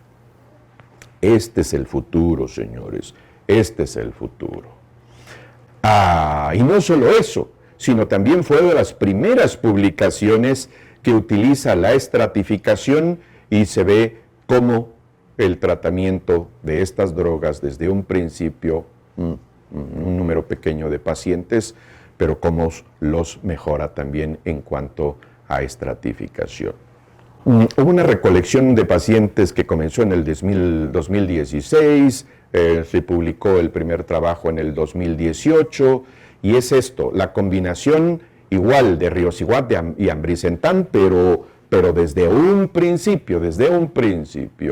Y nuevamente suele ser un número pequeño de pacientes. En particular, estos son los primeros 8 pacientes incluidos que presentó en un trabajo también en la fecha que ustedes están viendo ahí. Y vean, 4 meses después de estar recibiendo Riosihuat y Ambricentan, la media de la arteria pulmonar disminuyó en forma significativa, incrementó también el índice cardíaco, y vean ustedes, incrementó casi 2 litros, 1.800, incrementó el índice cardíaco, pasó de 2 a 3.8, ¿sí? de litros por minuto por metro cuadrado. Y vean ustedes con significancia, no se diga el volumen minuto, vean ustedes las resistencias, de tener unas resistencias de vasculares pulmonares de 12 unidades Wood, vean 4.6 unidades, y la caminata, caminaron 69 metros más. Hay un detalle, y ciertamente el ProBNP no alcanzó, aun cuando disminuyó, no alcanzó mejoría estadística. Esto es lo que le señalo yo, en el sentido que en el primer trimestre va a aparecer precisamente los resultados de esta publicación que fue inicialmente un trabajo. De tratamiento combinado secuencial tenemos un sinnúmero de publicaciones y es de lo que más experiencia tenemos. Comenzamos con una droga, no alcanzamos los objetivos que inicialmente utilizábamos y que ahora estamos utilizando el bajo riesgo y entonces utilizamos y agregamos un segundo fármaco. Pero déjenme decirles, ustedes tienen publicaciones aquí importantes en donde no tuvieron significancia estadística los resultados. Los resultados no fueron positivos y ustedes tienen las combinaciones de esos fármacos que se utilizaron en estos protocolos.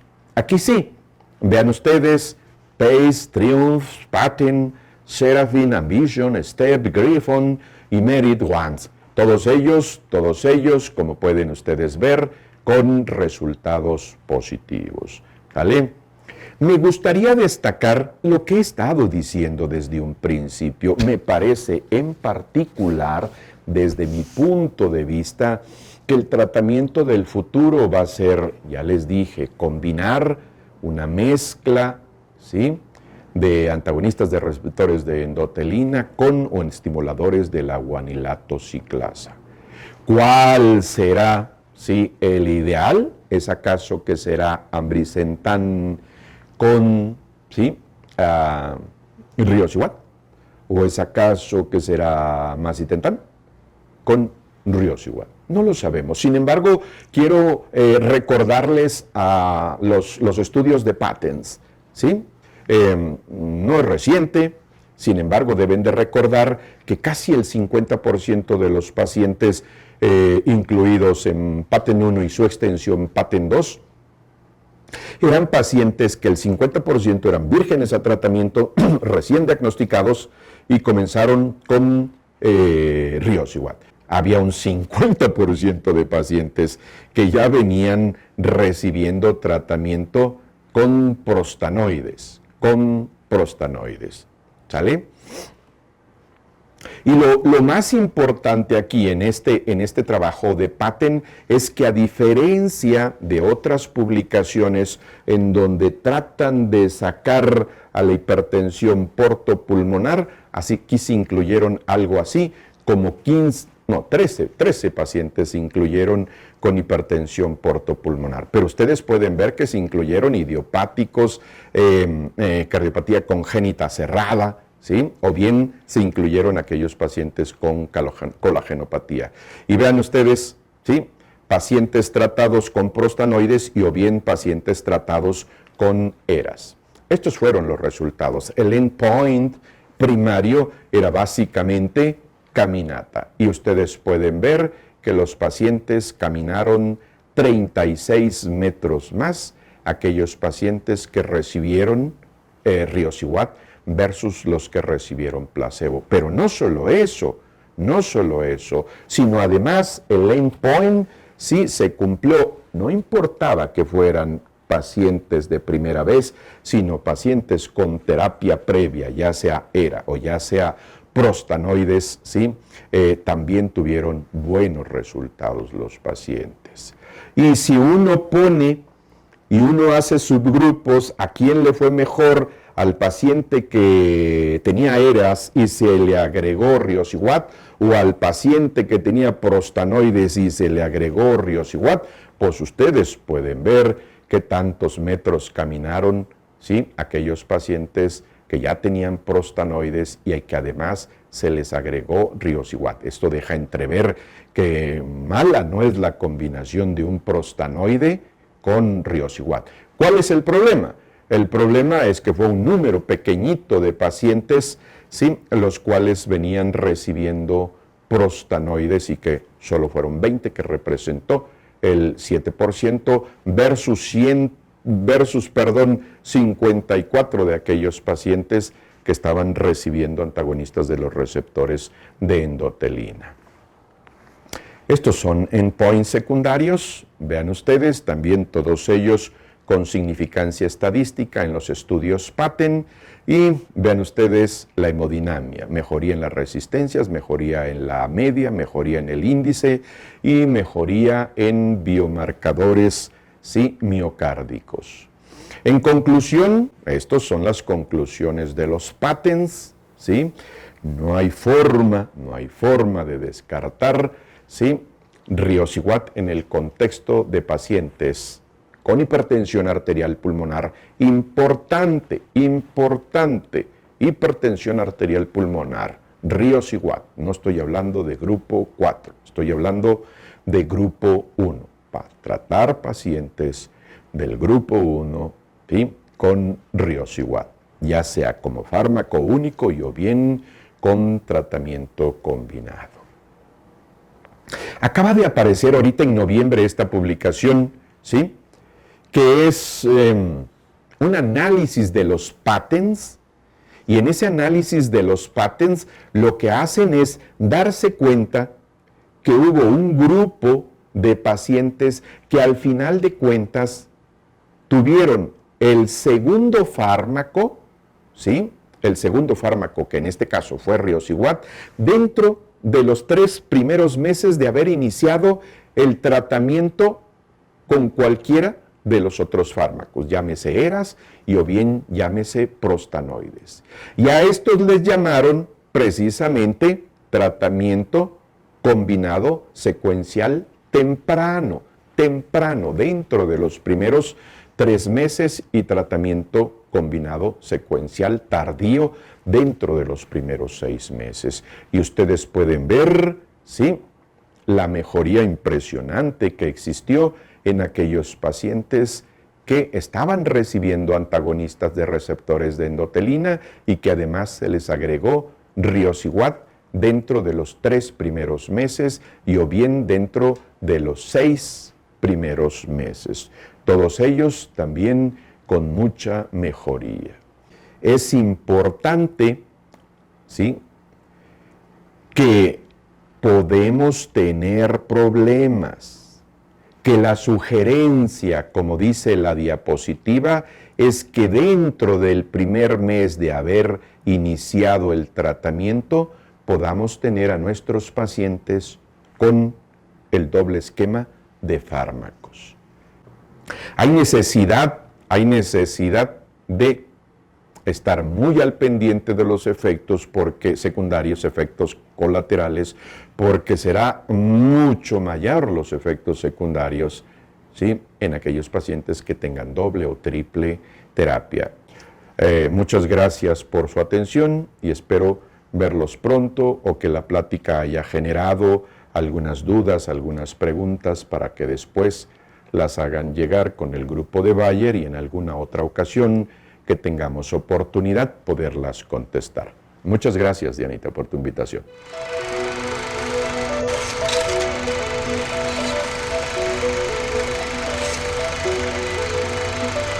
Vamos a hablar de lo que es el switch, de lo que es replace y de lo que es este nuevo cambio de estrategias. Estos son mis conflictos de interés. Es importante, como ya se vio en las pláticas pasadas, que necesito tratar a los pacientes de forma temprana. Es decir, en el color verde lo que ustedes están viendo es, si yo trato a mis pacientes de forma temprana, que depende de un diagnóstico también temprano, independientemente de la estrategia de tratamiento que yo tenga, voy a poder obtener una mejoría en la alteración, en la clase funcional de los pacientes y mantenerlos sin alteración. Entonces, lo primero que tengo que hacer es diagnosticar y tratar de forma temprana. ¿Cómo voy a tratar? También ya se vio, este es el algoritmo de tratamiento. Prácticamente el algoritmo de tratamiento modificado de NISA 2018 en el Sexto Simposio de Hipertensión Pulmonar, lo que me dice es que lo primero que tengo que hacer es estratificar a mis pacientes. Riesgo bajo, riesgo intermedio o riesgo alto. Sé que riesgo alto tengo que empezar forzosamente con medicamentos parenterales, sobre todo prostanoides intravenosos, pero también sé que esta estratificación va a depender de la escala que yo tenga. Es decir, puedo utilizar REVEAL, puedo utilizar la escala de las sociedades europeas, podemos hacer una equivalencia más o menos en puntos para riesgo bajo, intermedio, alto. Lo importante es hacerlo. Y una vez que tengo la estratificación, Yo ya sé también que aquel paciente, como pueden ver ustedes en la línea gris, el paciente que empieza tratamiento en riesgo bajo y se mantiene en riesgo bajo, 95% de supervivencia a 5 años. Pero fíjense en la línea azul. En la línea azul son pacientes que empiezan en riesgo intermedio, son pacientes que empiezan en riesgo alto y con el tratamiento, independientemente de cuál sea, los cambios de riesgo bajo, la supervivencia prácticamente va a ser la misma, 90% a 5 años. A diferencia de los pacientes en la línea anaranjada, que empiezan en riesgo intermedio o alto y se mantienen en riesgo intermedio o alto, o incluso la línea color fuchsia, que son los pacientes que empiezan en riesgo bajo o intermedio y cambian de riesgo a un riesgo mayor. De tal forma que la idea del tratamiento es tratar de mantener a los pacientes en riesgo bajo. Estos son los medicamentos aprobados para hipertensión arterial pulmonar. Las estrategias actuales son, si mi paciente está en riesgo intermedio o riesgo bajo, puedo empezar con monoterapia o puedo empezar con terapia de combinación. Ya se verá cuáles son los pacientes que tengo que empezar con esto, pero lo que es importante es que al menos hoy en día se menciona que el paciente tiene que empezarse con terapia de combinación y como ya mencioné, si mi paciente está en riesgo alto, pues entonces empezar con terapia parenteral. Ahora bien, es importante entender que el seguimiento debe de ser de 3 a 6 meses y que este seguimiento me va a permitir escalonar la terapia, es decir, hacer terapia de combinación secuencial. Si yo empiezo con un medicamento y mi paciente a los 3 meses cambia de riesgo bajo a riesgo intermedio, tengo que agregar medicamentos. Si empiezo con 2 medicamentos y mi paciente cambia, tengo que agregar un tercer medicamento. Y esto se tiene que hacer cada vez que nosotros sigamos a los pacientes, por ejemplo, en el consultorio o en el centro. Ahora bien, a la izquierda entonces es el concepto actual en el tratamiento de hipertensión pulmonar. Empiezo con terapia doble y voy a ir aumentando medicamentos de acuerdo a la estratificación de mi paciente. La terapia de combinación inicial más tratamiento secuencial. Pero hay un concepto importante que es un concepto retador, que es el cambio de medicamentos, el switch de medicamentos. No hay tanta información y yo creo que aquí es en donde entra en juego la información tanto de los estudios RESPITE y REPLACE. Hay una revisión sistemática de estudios de transición en hipertensión arterial pulmonar, publicado hace un par de años, en donde, como ustedes pueden ver, son 11 estudios intraclase de prostanoides parenterales, es decir, prostanoides, tanto un prostanoide parenteral a otro prostanoide parenteral. 8 estudios intraclase de prostanoides de una vía a otra. Estos 8 estudios intraclase son, por ejemplo, prostanoide intravenoso a un prostanoide inhalado subcutáneo, 7 estudios interclase de prostanoides a otros medicamentos y finalmente 5 estudios intraclase de inhibidores de fosfodiesterasa 5, es decir, tadalafil a sildenafil o viceversa, y un estudio intraclase de los antagonistas de endotelina, es decir, cambiar citaxentan, que en ese momento, en esos años existía, a bosentan. Ahora bien, la conclusión de esta revisión de la literatura me dice que la evidencia para los estudios de transición es muy limitada, que son estudios pequeños de un solo centro, la calidad de la evidencia es variable y obviamente hay heterogeneidad en la selección de los pacientes, tanto en severidad como en su hemodinámica y el fenotipo de los pacientes. Por lo tanto, la única indicación para switch que nosotros teníamos era que el medicamento tuviera que el paciente, tuviera efectos secundarios y que no tolerara el medicamento. Y es aquí donde entra entonces la vía del óxido nítrico, en donde los estimuladores de la guanilato ciclasa tienen un mecanismo de acción diferente a los inhibidores de fosfodiesterasa 5. ¿Qué pasa con los inhibidores de fosfodiesterasa 5? Para que el inhibidor de fosfodiesterasa 5, llámese sildenafil o tadalafil o vardenafil, funcionen, van a necesitar de un substrato y este substrato es óxido nítrico. Si yo no tengo óxido nítrico, aunque sea en pequeña cantidad, el efecto de los inhibidores de fosfodiesterasa 5 va a ser menor. En cambio, los inhibidores de estimuladores de guanilato ciclasa, que lo ven a la izquierda de la diapositiva, tienen un mecanismo de acción independiente, estimulan la guanilato ciclasa de manera directa y no dependen de óxido nítrico. Otro punto importante también es considerar que lo que vemos en la práctica clínica es que los inhibidores de fosfodiesterasa 5, los pacientes crean cierta tolerancia y de hecho debemos aumentar la dosis de los medicamentos, en este caso de sildenafil de 25 a 50 miligramos o de 20 a 40 miligramos e incluso a 80 miligramos para poder mantener una respuesta. Y esto obviamente no se ve con los estimuladores de guanilato ciclasa como el riociguat.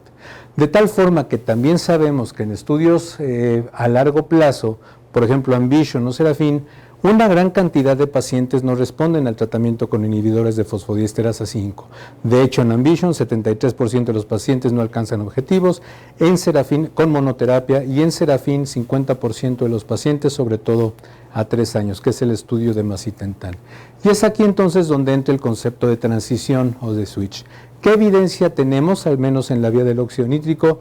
2 estudios, un estudio que fue más que nada proof of concept, que es el estudio Respite, y finalmente el estudio Replace. El estudio Respite, como les mencionaba, era un proof of concept, era evaluar qué pasaba si yo le quitaba el inhibidor de fosfodiesterasa 5 a mi paciente y le agregaba riociguat, si mi paciente no iba bien. Entonces es un estudio exploratorio, fase 3B, multicéntrico controlado, abierto, prospectivo de 24 semanas, para investigar si era seguro, factible y benéfico reemplazar el inhibidor de fosfodiesterasa 5 por riociguat en pacientes con HAP. Pacientes adultos obviamente con HAP que tenían un tratamiento con inhibidores de fosfodiesterasa 5 con o sin antagonistas de los receptores de endotelina. Este es el diseño, prácticamente el paciente no iba bien en clase con el inhibidor de fosfodiesterasa 5. Como ustedes pueden ver en la parte inferior izquierda, los pacientes que se ingresaron a este estudio eran pacientes que estaban en clase 3, que caminaban entre 165 y 450 metros y que entre 165 y 400 metros y que tenían una hemodinámica no tan adecuada. Lo que se hizo en este estudio fue quitar el inhibidor de fosfodiesterasa 5, se empieza la titulación con riociguat y se hace un seguimiento hasta 24 semanas y luego viene un periodo de seguridad que es a largo plazo. Y las metas, no podemos hablar de meta primaria o secundaria porque esto es exploratorio. Las endpoints exploratorios eran cambio en el NT-proBNP, clase funcional, caminata de 6 minutos y hemodinámica. De hecho, los pacientes a la semana 24 tuvieron otro cateterismo. ¿Qué fue lo que encontramos? Bueno, esta es la distribución de los pacientes. Prácticamente, en cuanto a los pacientes, fueron 61 pacientes los que se cambiaron a riociguat. La mayoría de ellos estaban recibiendo sildenafil 20 miligramos y tadalafil 40 miligramos, pero si se fijan, aproximadamente 80% de estos estaban recibiendo también antagonistas de los receptores de endotelina. Esta es la caminata de 6 minutos. Como ustedes pueden ver en el recuadro gris, a partir de la titulación la caminata empieza a aumentar, es decir, desde dosis bajas el paciente empieza a caminar más hasta llegar a las 20 semanas, en donde tenemos aproximadamente una diferencia de 31 metros. También podemos ver que en esta diapositiva que hay una mejoría en la clase funcional, es decir, todos los pacientes estaban en verde en clase funcional 3, sin embargo, a la semana 12 y a la semana 24, lo que podemos ver es que hay mayor proporción de pacientes en clases funcionales 1 y 2, la mayoría en clase funcional 2. Y este es el NT-proBNP, en donde al final de el estudio exploratorio, de la semana 12 que empieza a bajar el proBNP hasta la semana 52, es decir, a un año de seguimiento, prácticamente hubo una diferencia de 347 picogramos por mililitro, es decir, disminuye el NT-proBNP al hacer el switch. Entonces, las conclusiones de Respite son que el manejo con riociguat mejoró la prueba de caminata de 6 minutos sin experimentar estos pacientes empeoramiento clínico en el seguimiento, y hubo también mejoría en la clase funcional de la OMS, es decir, el 31% de los pacientes a la semana 24 se encontraban en clase funcional 2 y obviamente esta transición fue segura y beneficiosa para los pacientes. Esta fue la base para entonces diseñar el estudio Replace, en donde en el estudio Replace, dados los hallazgos positivos de Respite, pues necesitábamos obviamente más datos para poder confirmar estos resultados, en donde el switch de quitar el sildenafil y agregar el riociguat era adecuado. Entonces, el Replace es un estudio prospectivo, aleatorizado, controlado, que investigó la eficacia y seguridad del cambio de inhibidores de fosfodiesterasa 5 con o sin antagonistas de endotelina por riociguat. Y el objetivo, bueno, ¿qué era lo que pasaba? ¿Cuáles eran los efectos del cambio de inhibidores de fosfodiesterasa 5 a riociguat? Y también el mantenimiento de estos pacientes con HP en riesgo intermedio. Este es el diseño del estudio, obviamente fue un diseño abierto, y el hecho de que haya sido un diseño abierto tiene mucho que ver con las diferentes dosis de sildenafil o tadalafil que estaban recibiendo los pacientes. Sabemos, por ejemplo, que aquí la dosis es más o menos de 25 miligramos, 50 miligramos, cuando la dosis aprobada de sildenafil es 20 miligramos 3 veces al día en todo el mundo, 40 miligramos. Entonces, esto realmente hacía complicado que se hiciera un estudio cegado en cuanto al diseño. Como ustedes pueden ver, después de un periodo de estudio y randomización, los pacientes se dividieron en dos grupos. Aquel grupo que hizo switch a riociguat con un periodo de titulación y aquel grupo, que es la parte inferior, en gris, que se mantuvo con inhibidores de fosfodiesterasa 5, y a las 24 semanas se evalúan la meta primaria y los endpoints secundarios. Ahora bien, los pacientes que ingresaron, o los criterios de inclusión para ingresar a este estudio eran pacientes tratados con inhibidores de fosfodiesterasa 5 con o sin antagonistas de endotelina que se encontraban por más de 6 semanas, o sea, con una dosis estable, que se encontraban en riesgo intermedio. Clase funcional de la OMS 3 y una prueba de caminata de 6 minutos entre 165 y 440 metros. De tal forma que lo que podemos ver es que era riesgo intermedio de acuerdo a algunas variables y algunos parámetros del semáforo de estratificación. El endpoint primario fue la mejoría clínica a 24 semanas, cumpliendo dos de los siguientes criterios. Uno, aumento en la prueba de caminata de 6 minutos de 10% o 30 metros en 2 pruebas consecutivas, una mejoría en la clase funcional, que pasaran a clase funcional 1 o 2, y reducción del NT-proBNP de al menos 30%, y el otro criterio, además de mejoría clínica, era que no hubiera deterioro clínico, y ahorita vamos a ver cómo se definió el deterioro clínico. Y los endpoints secundarios, bueno, pues obviamente distancia caminar en 6 minutos, cambio en el NT-proBNP, cambio en la clase funcional y tiempo para el primer evento de deterioro clínico. ¿Cómo se definió el deterioro clínico? Y esto es importante porque esta definición, tanto la de deterioro clínico como la que ven ustedes ahí al final, que es ausencia de deterioro clínico y mejoría clínica, fueron evaluadas por un comité independiente de los investigadores, un comité cegado. Entonces, el deterioro clínico se definió como muerte por cualquier causa, hospitalización o deterioro debida a hipertensión pulmonar, hospitalización no programada o inicio de terapia con prostanoides sistémicos y finalmente progresión de la enfermedad. Y la progresión de la enfermedad se definió como una disminución de la caminata de 6 minutos en más de 15% en 2 pruebas consecutivas en días diferentes, más deterioro de la clase funcional o disminución de la prueba de caminata de 6 minutos, más de 15% en 2 mediciones diferentes, más la necesidad de iniciar prostanoides sistémicos o la presencia de datos de insuficiencia cardíaca derecha descompensada. Este es el flujo de pacientes, prácticamente se enrolaron 293, completaron el estudio en el brazo de riociguat 104, en el brazo de sildenafil 107, y este fue el endpoint primario, es decir, una mayor proporción de pacientes alcanzó mejoría clínica con ausencia de deterioro cuando se hizo el cambio de riociguat, cuando se quitó el sildenafil. Como ustedes pueden ver en la gráfica del lado izquierdo, tenemos la proporción de pacientes que tuvieron una mejoría clínica, que es el 41%, comparado con aquellos pacientes en riociguat, que fue 20%. Esta es la caminata a la izquierda, la caminata de 6 minutos, en donde podemos ver el cambio en la caminata, la línea anaranjada, que fue más o menos de 23 metros, aunque los pacientes que se encontraban también en sildenafil caminaron un poco más.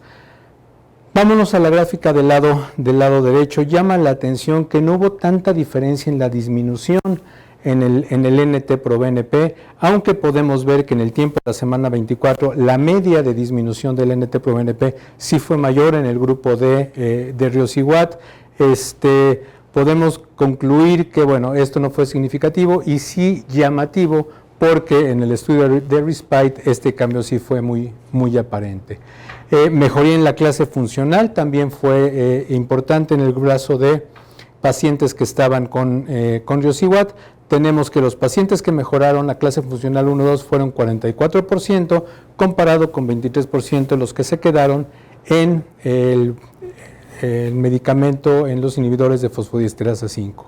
Y este es un análisis que se hizo de los endpoints primarios, que en subgrupos predefinidos. Es un análisis que viene en el protocolo y en donde es importante señalar que tenemos, pareciera haber mayor efecto de este switch, de este cambio a riociguat en pacientes menores de 65 años, en mujeres, en pacientes con HP que tienen diagnóstico de enfermedad idiopática, hereditaria por drogas o toxinas. Entonces, yo creo que esto podríamos tomarlo en cuenta, e incluso aquellos pacientes que estaban tomando antagonistas de los receptores de endotelina. Y creo que estos son datos importantes, es una señal que me puede orientar a en qué paciente puedo hacer el switch. Y finalmente, el tiempo al primer evento de deterioro clínico. Si nosotros analizamos las curvas de Kaplan-Meier, vemos que fue significativo. El paciente que se cambió a riociguat prácticamente no tuvo deterioro clínico, comparado con 10 pacientes que se mantuvieron en inhibidores de fosfodiesterasa 5, que sí lo tuvieron, y esto fue obviamente significativo. Entonces, podemos nosotros también hacer análisis, y esto es también podemos decir de las fortalezas del estudio, en donde estos son endpoints exploratorios. Se hicieron análisis con las 3 escalas de estratificación de riesgo. La superior es REVEAL, la de en medio es COMPERA y la de abajo son las 3 variables no invasivas de los franceses. Y básicamente, si nos concentramos en los 3, en el lado izquierdo de la diapositiva, podemos ver que con riociguat hubo más riesgo bajo, hubo mayor proporción de pacientes que estaban en riesgo bajo y en intermedio, comparado con los pacientes que se mantuvieron en inhibidores de fosfodiesterasa 5, y finalmente con las 3 variables no invasivas de los franceses, hubo a la semana 24 más pacientes que estaban con 1 o 2 variables de bajo riesgo o 3 variables de bajo riesgo, comparado con los inhibidores de fosfodiesterasa 5. Los efectos secundarios fueron prácticamente los mismos, no hubo diferencias importantes en los efectos secundarios. Estos son algunos de los efectos secundarios. El más común, hipertensión en la mayoría de los, hipotensión, en la mayoría de los pacientes, algo de nasofaringitis, congestión nasal, y finalmente las conclusiones son que REPLACE es el primer estudio aleatorizado controlado en pacientes con HP que evalúa el cambio de fármacos dentro de la misma vía, y también el primer estudio aleatorizado y controlado con 2 fármacos específicos para HP. El cambio de un inhibidor de fosfodiesterasa 5 a riociguat llevó a una mayor probabilidad de mejoría clínica y a una significativa reducción en la tasa de deterioro clínico. Obviamente hay limitaciones, que no fue cegado, que una mayor proporción de pacientes en el brazo de riociguat eran mayores y tenían más enfermedad de la colágena, pero bueno, esto fue aleatorizado. Sin embargo, riociguat fue bien tolerado en pacientes que transicionaron. La tasa general de eventos adversos fue muy similar. Entonces, esto es importante porque a pesar de tener un antagonista de endotelina o no tener, el beneficio se vio en ambos grupos, y al optimizar esta vía del óxido nítrico, podemos tener otra estrategia de tratamiento, y yo creo que esa es la conclusión más importante. Bueno, espero que este simposio haya sido de su agrado y de su interés. Realmente creo que hemos visto desde el tratamiento, las estrategias de tratamiento, la estratificación y los resultados de los estudios Respite y REPLACE, y tenemos algunas preguntas de la audiencia. Doctora Spitia, en México se sigue iniciando tratamiento médico con ecocardiografía. ¿Qué opina al respecto? ¿Cómo podemos educar a la población, a los médicos sobre todo, para tratar de hacer más cateterismos cardíacos derechos? Esta es una pregunta que creo que nos atañe a todos, sobre todo aquí en nuestro país. No nada más en México, prácticamente hay reportes de muchos países en nuestra región, en Latinoamérica, en donde esta práctica es relativamente común. La mejor manera es la educación y la educación médica continua en la gente que ya está en la práctica, pero el objetivo primordial de evitar esta mala praxis es que las escuelas y las unidades hospitalarias que están encargados de la formación de recursos humanos tengan una difusión y una insistencia en la formación y en el adiestramiento tanto de la identificación y la realización de procedimientos específicos durante el periodo de entrenamiento de las residencias médicas. Pero más aún, esto debe de permear en los contenidos curriculares de las universidades, porque hay que recordar que al considerarse la hipertensión arterial pulmonar una entidad de alta especialidad, en muy pocas escuelas e institutos formadores de médicos se maneja el concepto actual de la enfermedad. Entonces, este es un reto sumamente grande que implica la educación y la difusión, no solamente a quienes la padecen, sino a los médicos de primer contacto para la identificación temprana de pacientes, de la evaluación integral de pacientes que tienen con disnea. Y por otro lado, también esta parte de educación implica en reforzar y documentar la necesidad de atención específica de pacientes que requieren procedimientos diagnósticos específicos para diagnósticos especiales y complejos, como el caso de la hipertensión arterial pulmonar y otras enfermedades de baja incidencia y de baja prevalencia que son consideradas raras y que tienen una dificultad técnica diagnóstica. Entonces, hay que hacer dos vertientes. Uno, sí, reforzar la educación del médico y la sensibilidad de la sociedad, pero por otra parte, que es importante documentar y requerir y establecer la necesidad de la realización de infraestructuras y de protocolos de atención dentro de los sistemas públicos y privados de salud en México. Tenemos una pregunta para la doctora Zayas. ¿Cuál sería el perfil del paciente para monoterapia? ¿Usted cree que todavía podemos empezar con monoterapia, que es válido, aunque cada vez la evidencia nos está diciendo que tenemos que iniciar con combinación? Es una pregunta muy interesante y sí, a ver, ciertamente las recomendaciones es terapia combinada, porque el mayor porcentaje de nuestros pacientes en el momento del diagnóstico los encontramos en un riesgo intermedio. Y ciertamente creo que ese grupo definitivamente es un grupo de pacientes que requiere tratamiento combinado.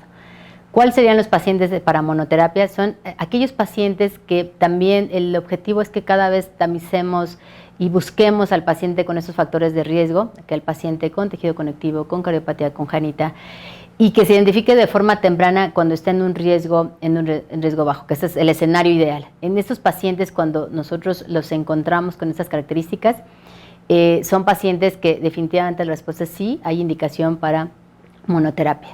Ahora, si bien el paciente que se considera como un paciente atípico, es el paciente que tiene además comorbilidades como ser diabético, hipertenso, obeso, que tiene características de la población que vemos en Europa y en Estados Unidos de más de 60 años, pero que corresponden a un grupo 1 de hipertensión arterial pulmonar, esos pacientes son también del grupo que puede ser candidato para tratamiento de monoterapia. Y bueno, hablando en general del paciente que sabemos vasorreactivo, que es el paciente también, que en esas características del paciente vasorreactivo también es el escenario de la monoterapia. Entonces, claramente este paciente vasorreactivo, si deja de ser vasorreactivo y está en un riesgo bajo, son pacientes que también son de este grupo, que son candidatos para monoterapia. Entonces, la respuesta me parece, sí hay todavía espacio para el paciente para darle tratamiento con monoterapia, pero es justo este grupo de pacientes en riesgo bajo. Riesgo intermedio definitivamente es un paciente que la recomendación es tratamiento combinado. Creo que nuestro objetivo y nuestro punto que debemos de cumplir en todas las instituciones y en los centros es identificar de forma más temprana a nuestros pacientes o referirlos a centro experto de forma más temprana para justo poder tener esta oportunidad de poder darles en algún momento monoterapia. Pero el paciente que lleva 3, 4, 5 años de tratamiento, de diagnóstico, buscando el diagnóstico de certeza, pues son pacientes que claramente llegan con un deterioro de la función y que difícilmente los vamos a encontrar en un riesgo bajo. Tenemos una pregunta para el doctor Cueto. ¿En qué paciente consideraría iniciar terapia de combinación temprana, ya sea doble o triple, o doble o triple? ¿Qué es lo que usted sugeriría? ¿Por qué cree que esto no se ha adoptado en el mundo? Sabemos que más o menos el 40% de los pacientes, de acuerdo a registros mundiales, están utilizando por lo menos doble terapia. Si quitamos la disponibilidad de los diferentes medicamentos, sobre todo en nuestro continente o en Sudamérica, ¿por qué cree que pasa esto y en qué paciente consideraría entonces terapia de combinación? Gracias por la pregunta, doctor Pulido. Tengo que ser lógico y congruente con lo que digo, con lo que les muestro en mis diapos, en mis presentaciones y con lo que les voy a comentar. Siempre ha sido un problema en cuanto a que, si ustedes vieron el algoritmo de tratamiento, hay un pequeño, y no me voy a cansar de decirlo, hay un pequeño grupo de pacientes que pudieran beneficiarse de un solo fármaco. Pero como ustedes también lo vieron, es cierto, pacientes jóvenes, hombres con colagenopatía como causa de la hipertensión arterial pulmonar, que aun cuando estén en bajo riesgo, la verdad es que pudiéramos entrar con 2 fármacos en lugar de un solo fármaco. Un señorón yañoso, con hipertensión, diabetes, con algunos factores cardiovasculares de riesgo, creo que pudiera ser, sí, monoterapia. Cardiopatía congénita, sobre todo CIA, hipertensión portopulmonar, quizás HIV, quizás aquel paciente que lo documentamos, lo pepenamos, lo cateterizamos y tiene de media 30, 32, 29 y ciertamente queda como idiopático, probablemente se beneficie más de un tratamiento de monoterapia. Pero no hay lugar a dudas que el paciente con riesgo intermedio tiene que entrar con 2 fármacos.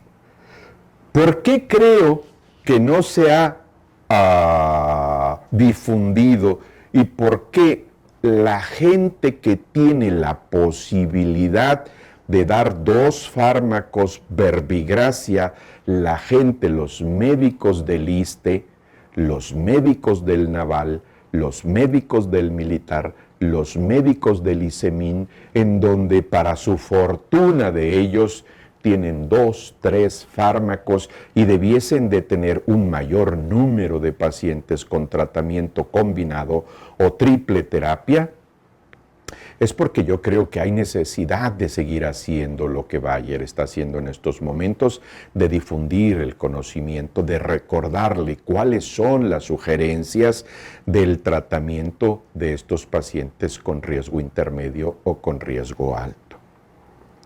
También es importante decirles que necesitamos más conocimiento en el sentido de que necesitamos un mayor número de publicaciones. La verdad, siempre cacareamos Ambition. Es 2015.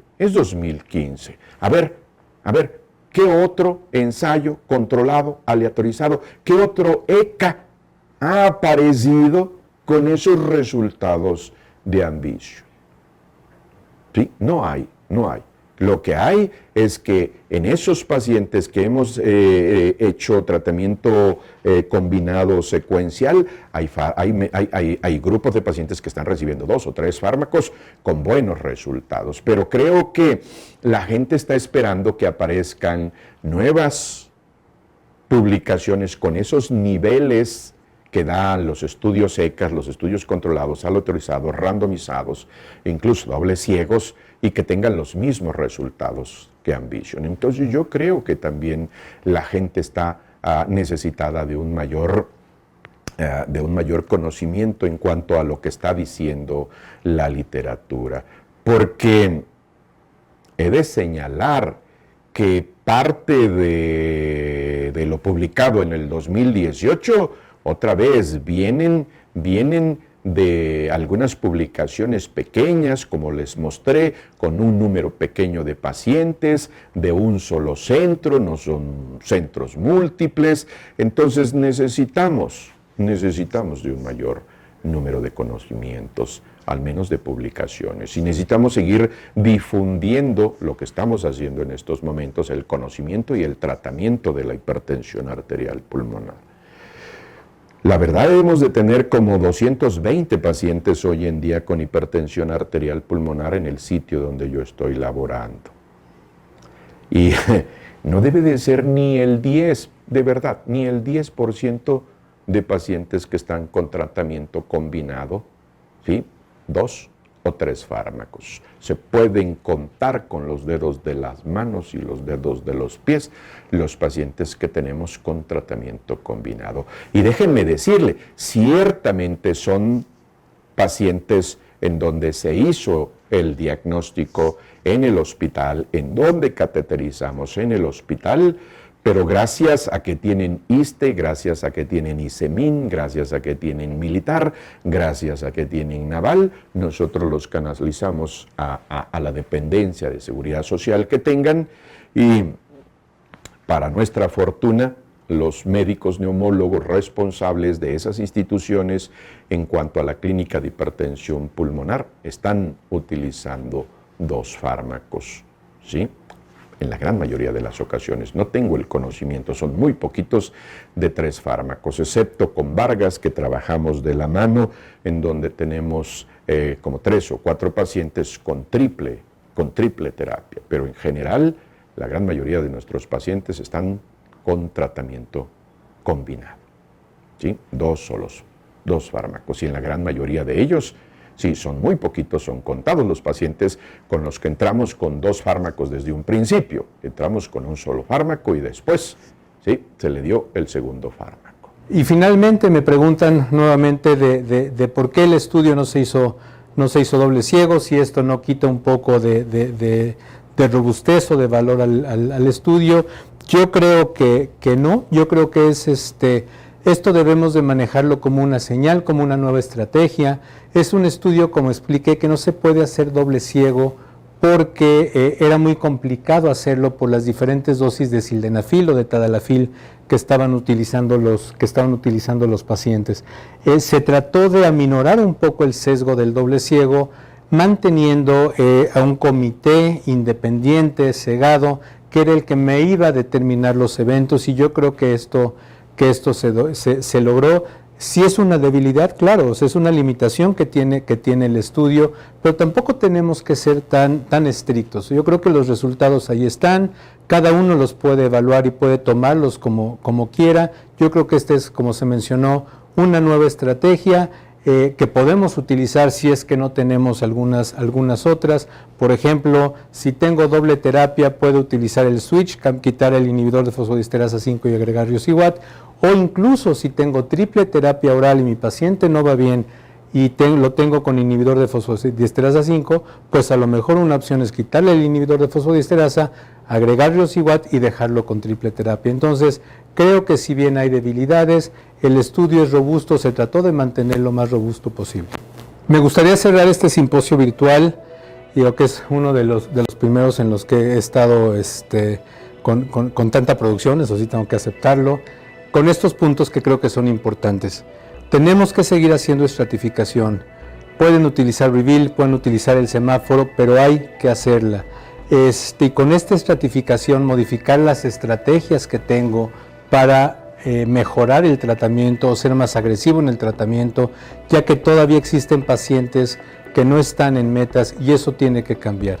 Creo que el riociguat ha demostrado ser seguro y eficaz desde los estudios de patent, desde los estudios de seguimiento a largo plazo en pacientes con hipertensión arterial pulmonar, y esto también es algo que en lo que se debe de hacer énfasis, tanto como monoterapia como en pacientes que están recibiendo antagonistas de endotelina.